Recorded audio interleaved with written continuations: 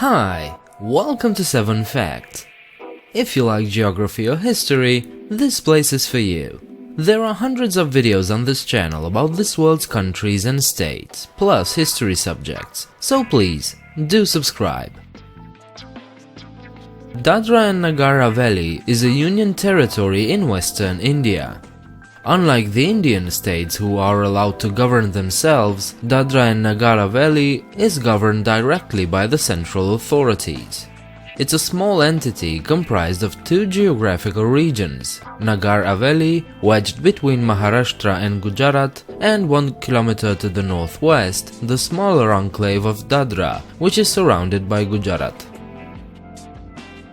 Unlike the surrounding areas, this was ruled by the Portuguese from 1783 until the mid-20th century. The Portuguese were granted the area of Nagar Haveli in 1783 on the basis of the Friendship Treaty executed in 1779 as a compensation towards damage to the Portuguese frigate Santana by the Maratha Navy in 1772. The treaty allowed the Portuguese to collect revenue from 72 villages in Nagar Haveli. Then, in 1785, the Portuguese purchased Dadra, annexing it to Portuguese India. In 1818, the Maratha Empire was defeated by the British, and the Portuguese ultimately became the unchallenged rulers of Dadra and Nagar Haveli. After India attained independence in 1947, the residents of Dadra and Nagar Haveli, with the help of volunteers of several organizations, conquered the territories of the colony from Portuguese India in 1954. On the night of July 22nd that year, 15 volunteers of the United Front of Goans sneaked into the territory of Dadra and reached the police station. There were only 3 personnel at the police station. One was attacked with a knife by one of the volunteers, and the other 2 were overpowered. The Indian tricolor was hoisted and the Indian national anthem was sung. Dadra was declared the Free Territory of Dadra. Similar events took place in the entire colony, and one by one the towns of this Portuguese colony were freed from their European ruler. Although Portugal considered these liberations as illegal, it eventually accepted what had happened and recognized India's sovereignty over its former colonies in 1974. Handed over to the Portuguese by Maratha Peshwas in 1779 as part of a friendship treaty, Silvassa, the capital of the territory, was back then a small village, part of Nagar Haveli, a cluster of 79 villages that paid taxes to the Portuguese.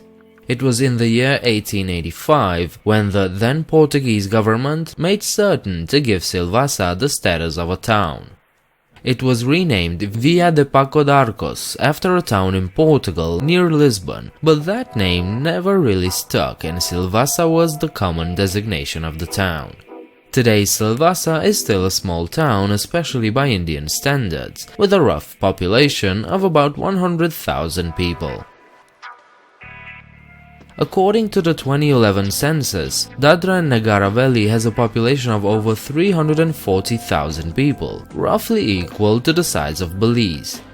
Nevertheless, its population density is at about 700 people per every square kilometer.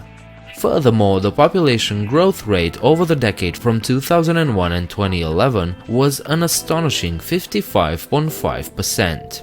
That, my friends, is the highest percentage growth among all Indian states and union territories.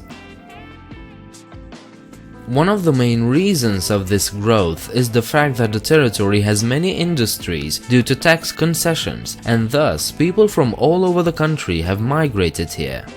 But despite this, Dadra and Nagar Haveli still retains its tribal populations.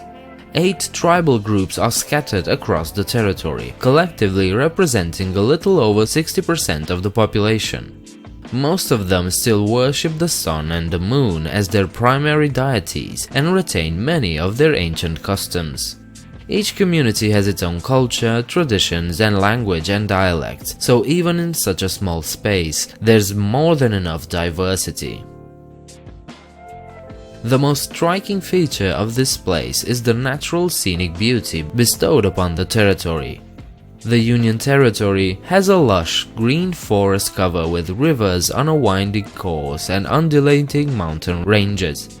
About 43% of the land is under forest cover, although unfortunately less than 3% of the total area is protected by law. A splendid spread of flora and fauna is bound to mesmerize you when you come to visit Dadra and Nagar Haveli. The rich biodiversity makes it a habitat for a variety of birds and animals, and thus a destination for inland and coastal safari and ecotourism. These were 7 facts about Dadra and Nagar Haveli. If you enjoyed the video, please leave a like and subscribe. Leave your comments downstairs and do check me out on Facebook and Twitter.